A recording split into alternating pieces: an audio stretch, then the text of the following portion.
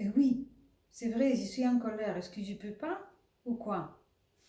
Oui, vous avez le droit de ressentir ce que vous ressentez. Bien sûr, que cela soit des émotions agréables ou des émotions désagréables. C'est l'art de l'auto-empathie. Accueillir ce qui est vivant en soi, sans critique, sans jugement, sans évaluation. Être conscient à chaque moment de ses réactions à un stimulus. Être conscient que le stimulus extérieur, la personne, la situation, n'est pas responsable de notre émotion. Ah non? Mais bien sûr que oui. Je vous donne un exemple. J'ai demandé à mes collaborateurs les rapports de fin de mois pour la consolidation pour l'envoi à notre directeur. Et il y a toujours une personne qui est en retard. C'est la me rendre dans tous mes 7 ans. J'y suis vraiment irritée. Mais bien sûr que c'est cette personne qui déclenche ma colère.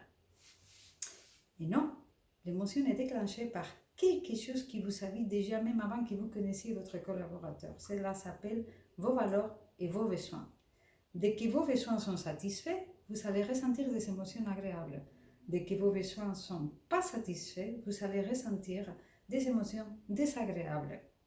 Nos émotions sont des indicateurs de l'état de nos besoins dans un moment donné. Par exemple, dans votre voiture, l'émotion serait l'indicateur que vous manquez de carburant. Et les besoins, c'est le carburant. Si vous ne faites pas attention à votre indicateur, vous n'allez pas mettre de carburant dans votre voiture et vous allez avoir un problème.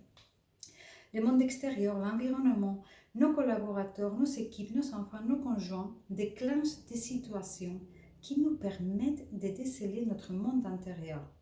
Vous voyez bien, ce n'est pas votre collaborateur qui est à l'origine de votre colère. Je ne comprends pas. Si je reçois les rapports dans les délais donnés, je ne suis pas encore en colère. Alors c'est lui qui cause ma colère. Non, lui c'est un cadeau du ciel. Un cadeau du ciel. Là, je ne vous suis plus. Regardez en vous. Ce qui cause votre colère pourrait être par exemple votre besoin de sécurité qui n'est pas respecté dans ces moments donnés par votre collaborateur. Vous ressentez un danger parce que vous ne pouvez pas consolider les rapports de l'équipe et l'envoyer à votre directeur. Vos besoins de sécurité, d'accomplissement ne sont pas respectés et cela déclenche vos émotions. Par exemple, l'apport de rater votre délai et va se retourner rapidement en colère contre l'autre personne. Et là, je vous dis bravo, vous vous êtes donné de l'auto-empathie. Vous avez décodé colère, peur associée à besoin insatisfait de sécurité. Vos valeurs et besoins ne sont pas respectés. Maintenant que vous savez où vous êtes, qu'est-ce que vous ferez? Donc, je ressens déjà un apaisement intérieur.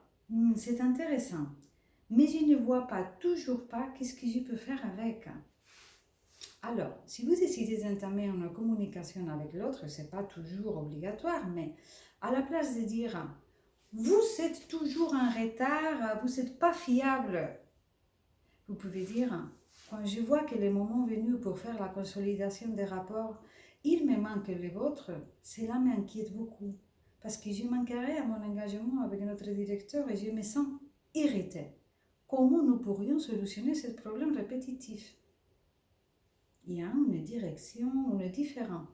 Alors, maintenant, d'après vous, comment cette auto-empathie pourrait-elle impacter positivement des situations sensibles conflictuelles dans votre environnement de travail?